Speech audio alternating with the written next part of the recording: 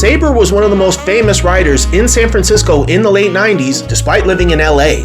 And he was far from the only traveling tagger to hit the Bay during this time. And San Francisco is a place that attracts a lot of tourists, and graffiti riders aren't excluded from this. And in the late 90s, you weren't going to find too many better environments to tag in than the city of San Francisco. As such, people would hit the city, see some sights, skateboard, love the place, and end up moving to the city. And by the late 90s, many of the top riders in San Francisco were born somewhere else. And Saber, Revoke, and Norm from the crews AWR and MSK based out of LA were at the top of this list. And they had a profound impact on the scene and on graffiti in the city despite living 300 odd miles away.